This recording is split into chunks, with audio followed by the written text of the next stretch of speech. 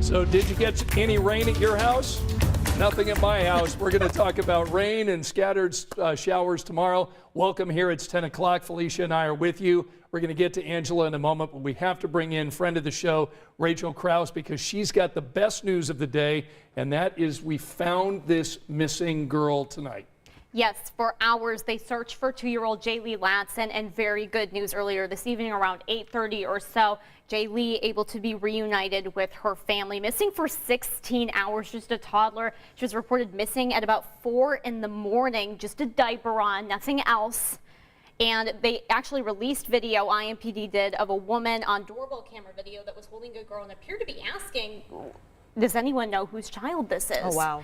Now, police say they still don't really have much answers as far as where Jaylee was for those missing hours, who she was with, and how she was able to get back home. So while they're incredibly relieved that she's able to be back home safe with family alive tonight, they still need answers about what happened. But for now, just celebrating that moment of joy. I think the family ecstatic. Well, you see a bunch of kids on the porch that you saw me talking to them. I think cousins or brother and sister, however you want to say it, I think they're ecstatic. One of the kids, they call her Jelly Bean, is her nickname, and so one of I think he's maybe 10 or 11, say, "Oh, we knew we would bring Jelly Bean home. We knew she would be coming home." So that kind of melts your heart, makes it all worth it in the end. And so we get to go home peacefully tonight, and that makes me feel good. So I'm happy about it. I think the community members are happy about it. And that's Officer William Young with IMPD. He said he did get a chance to see Jaylee as she was being brought in. She appeared to be safe, appeared to be healthy. Of course, it's going to be checked out by IEMS to make sure that everything is, of course, okay.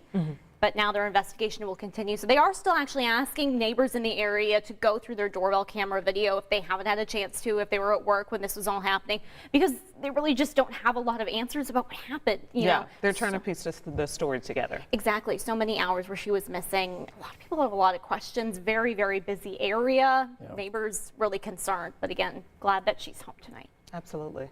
It's the best news that we've heard tonight. So you'll see more from Rachel tonight on 13 News at 11. In fact, she's got to get back into the newsroom. She's got more writing and editing to do. Thanks for bringing us that happy update. Absolutely. Happy to bring good news anytime, especially with something like this. Awesome. Absolutely. Thanks, Rachel. So did you get any rain at your house today? Actually, we did get a few sprinkles. Serious? But my mom, my dear mother, she still ended up going over there to help me water the plants. So it clearly shows you how much we got, which was not a lot. much. Yeah. And, you know, I came in this afternoon, I was all fired up. I looked at 13 Doppler radar, and I'm like, oh, we're getting rain tonight. And Angela's like, where you live? I don't think you're getting it. I called my wife. No, we didn't get a drop. No, we got a few drops. Officially 700ths in the rain gauge out at Indianapolis International. Wow. That's it. So less than 1/10 of an inch of rain. And we've picked up less than, we picked up 1300ths technically since the middle part of June. And since the first part of June, we're almost 5 inches below average.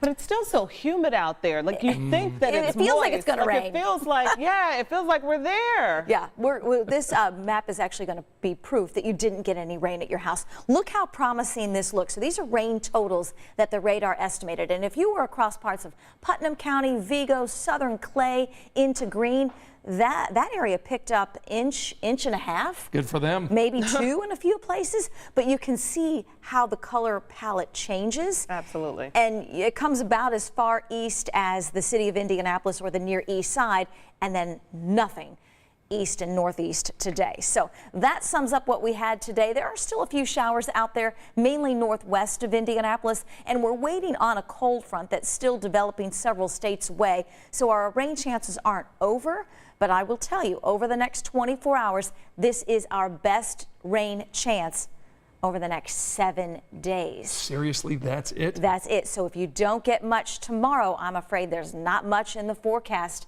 Next week, we've got a slight rain chance on Tuesday, and that's it. So keep your fingers crossed that the next couple of complexes of storms don't fall apart. But there's a little hint at that as this starts to arrive between 8 a.m. and noon. and then the potential as the cold front gets here later in the day on Friday for perhaps a broken line of showers and thunderstorms. We are going to be on the lookout for a couple of severe thunderstorms. We are on the risk for severe weather tomorrow.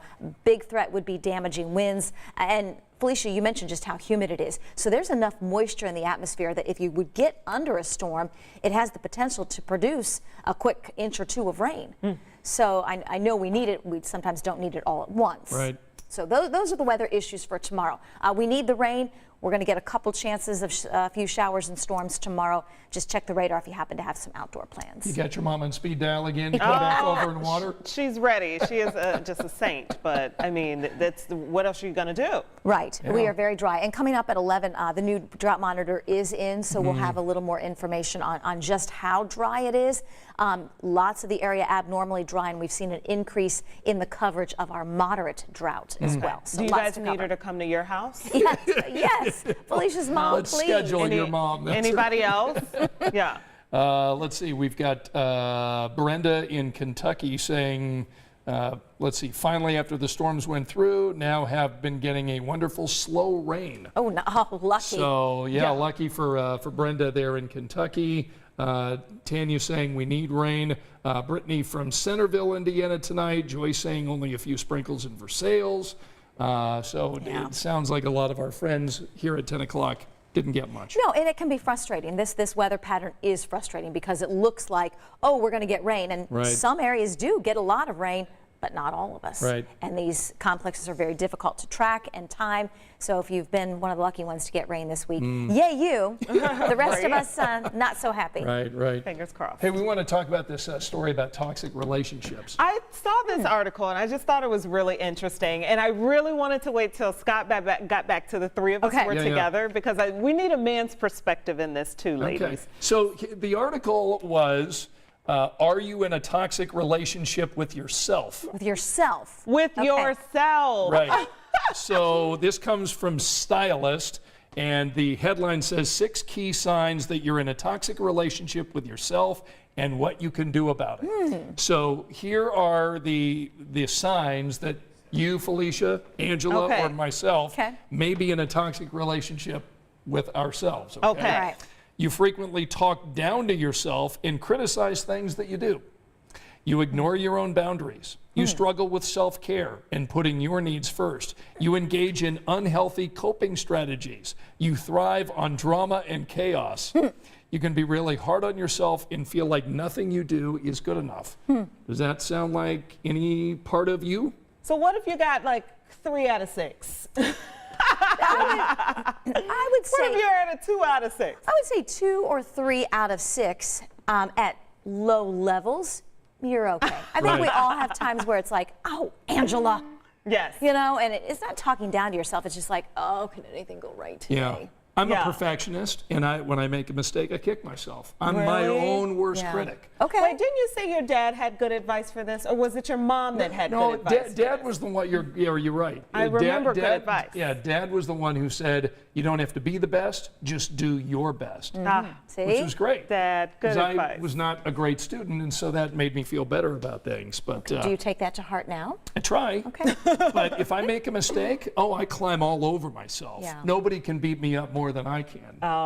Yeah, and that's one thing that they're talking about. Like, and so that's the thing. Like, I think we all do these to varying degrees. Sure. You know, so it's like, okay, how toxic? Like, what's the level? You know, I feel like they need to get more details and make it more measured. All right, so if you checked any of those boxes, here are the things that you can do, according to the article that came in Stylist.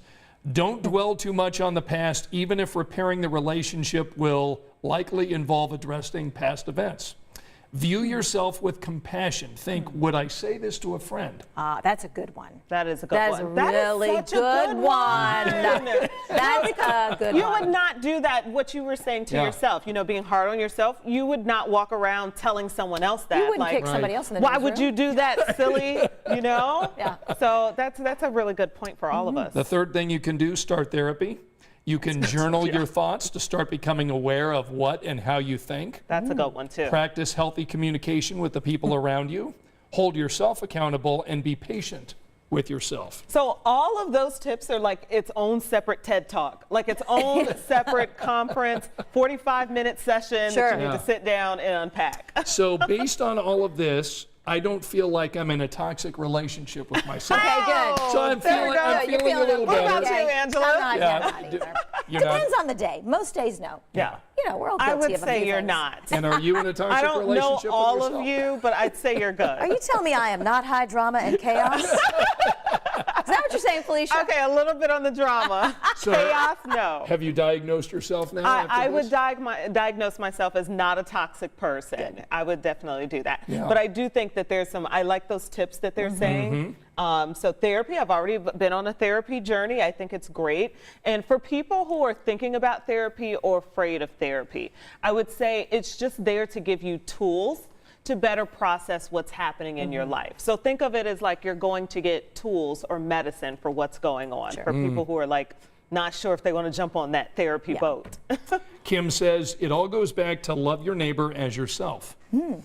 She also says, I think most people are hardest on themselves. I'd agree with that. Yeah. Tanya says, I've had a few toxic relationships, working on not being in a toxic relationship with myself. Oh, good. Tanya, we know. Yeah. See, and we talked about this, Scott. You can leave, which is not always easy, but you can leave the toxic relationships with other people.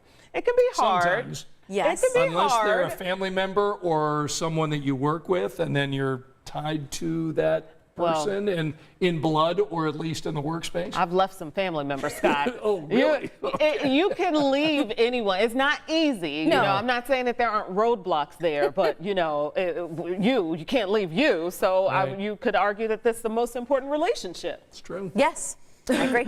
So we all have some things to think about, and of course the thing I'm going to think about is this is Friday Junior. That's Yes! right. As Yes! Felicia likes to call Yes! Thursdays. Yes!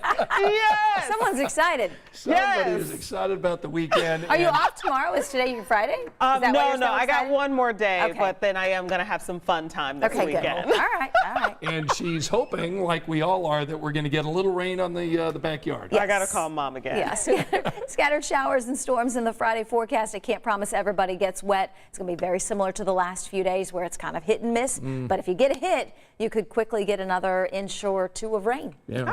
And weekend looks really nice. Yes, there's going to be a huge drop in the muggy meter. We're going to be as cool as the upper 50s. So Tanya had mentioned bring the muggy meter down. By Sunday morning, it's going to be really comfortable. Yeah. Oh, nice. Got a lot of good news for you at 11, including Rachel's story of this toddler that was missing this afternoon, now found. You're going to hear more about that story, plus more of the forecast. And we're going to leave all the toxins out. Yes. At the 11 o'clock news, right? Yes, get it out of your life. Get it out of there. Good to be with you tonight at 10. We'll see you in about an hour over on 13. Good night.